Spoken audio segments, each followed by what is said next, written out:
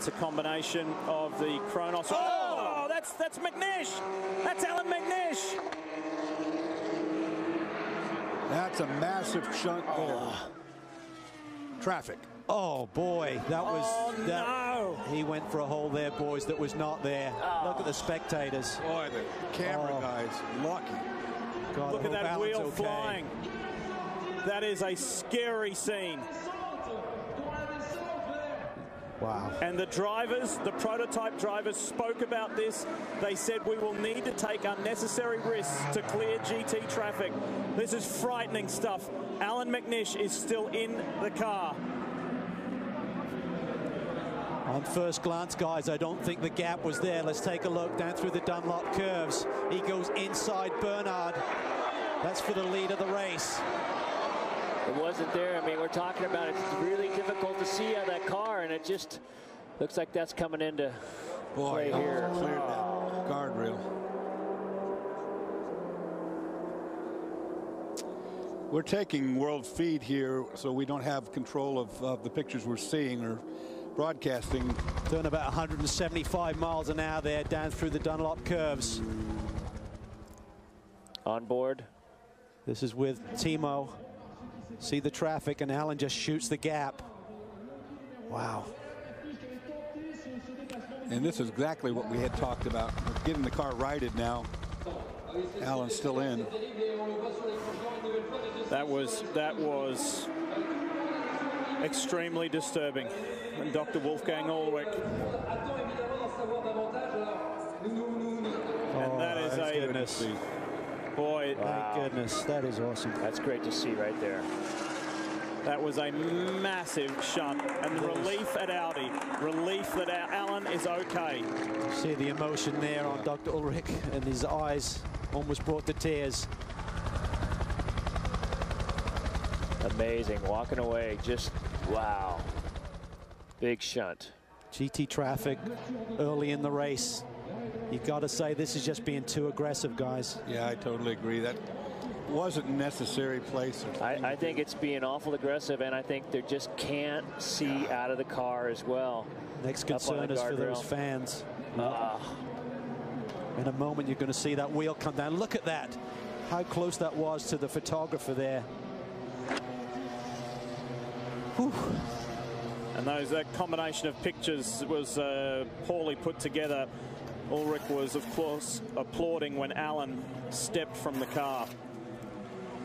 That would be the scariest moment of Alan McNish's illustrious career.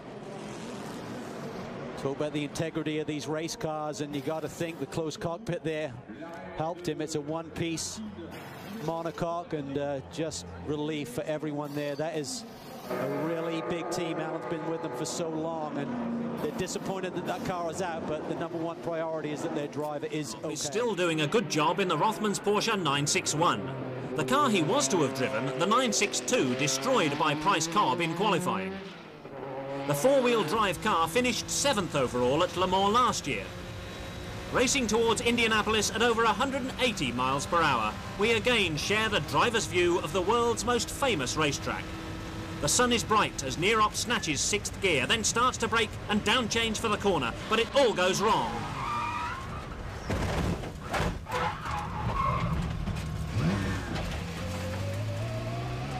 Something seized in the transmission, and Nierop sets off slowly back towards the pits, the steering somewhat out.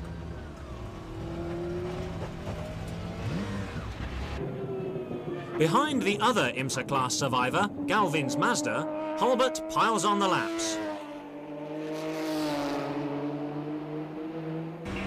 Nierop isn't getting far, and we see why.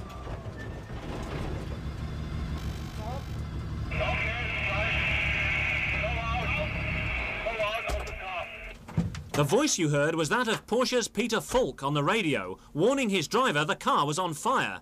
He could see on television what Nierop couldn't see in his mirrors. The race cam still runs as Case abandons ship, the fire now raging fiercely. He can only stand helplessly by as the fire takes control. Dense smoke fills the cockpit as the floor-mounted camera melts.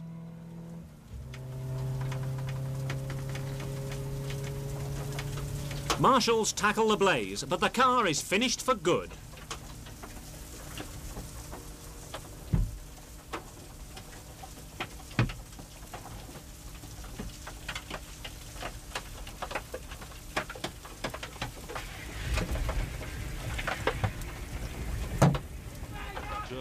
Mit Christian Ried am Steuer.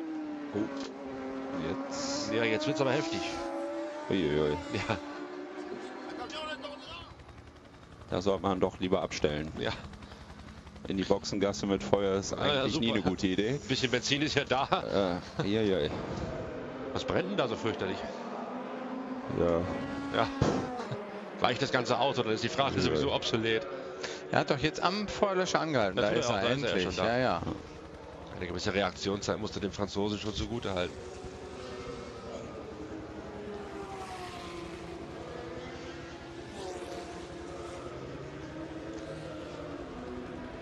Das ist merkwürdig. Ja. Was kann da vorne so brennen?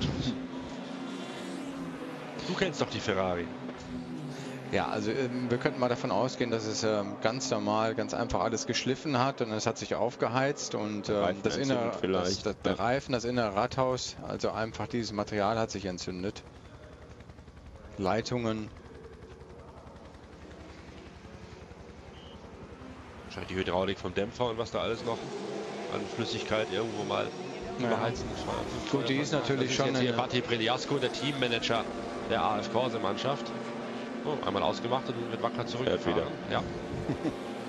Er ist hart im Nehmen. Ist ja auch ein NASCAR-Fahrer, sind ja einiges gewohnt. Da kommt dann gleich der nächste hinterher aus dem Team. Genau, neue Reifen drauf, weiter. Genau.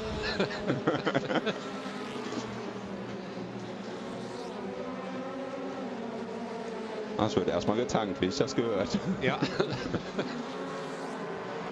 Aber auch nur deswegen, weil der Reifen noch zu heiß ist, um mich schon zu wechseln. Ich kann es noch nicht anfassen. Warum bringen die das Auto jetzt nicht in die Box? Es geht nur Reifenwechsel, danach geht's weiter. Das ist ein geplanter Boxenstopp.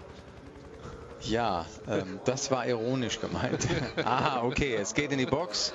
Somit können also so viele Mechaniker, wie sie wollen, ans Auto stellen. Das wird länger dauern, bis das wieder einsatzfähig ist. Da kommt er nochmal mit dem Flammenwerfer Ferrari 458 Brian Vickers, ein NASCAR-Pilot.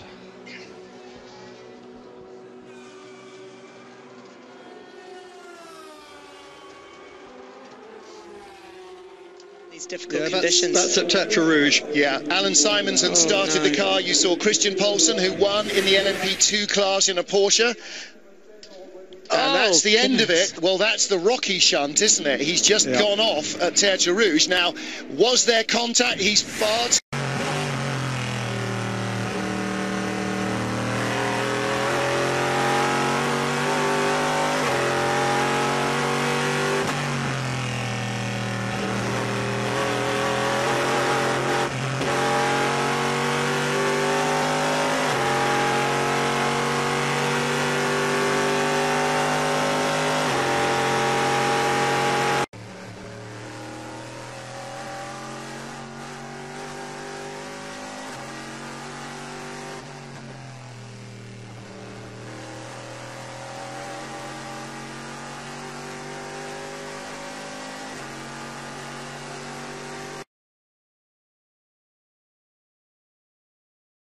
Appear to be looking at something on the rear axle or in the gearbox area of the car. Hard to see at this distance.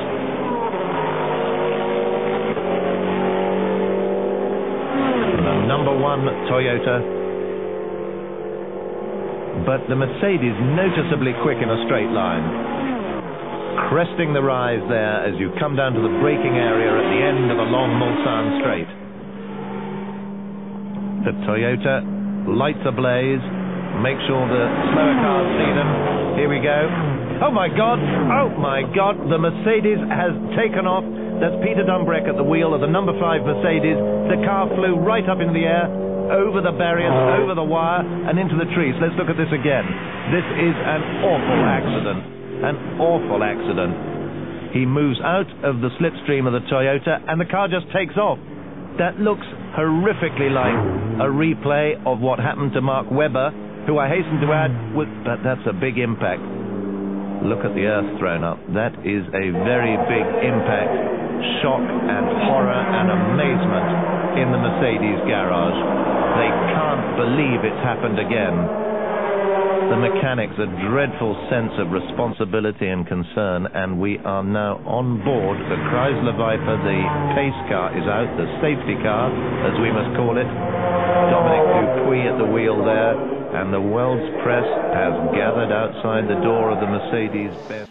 Den Toyota, denn wir haben ja immer das Thema, dass die Boxenstopps das Ganze und der zweite Toyota und ein Auto auf dem Dach, da hat es etwas Größeres gegeben. Ja, die Nummer 8 ist aus.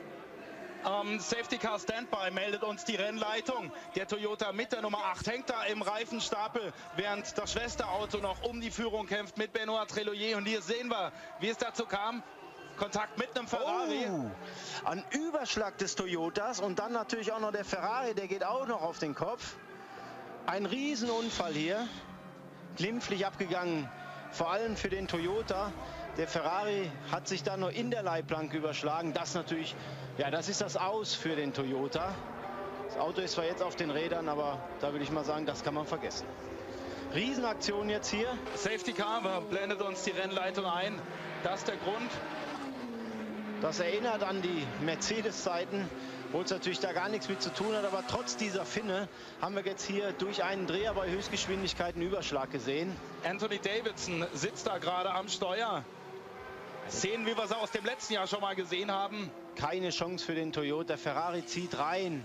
Riesenaufprall nochmal dann in die Leitplanke für beide Fahrzeuge, muss man sagen. Hoffentlich spielt die Technik.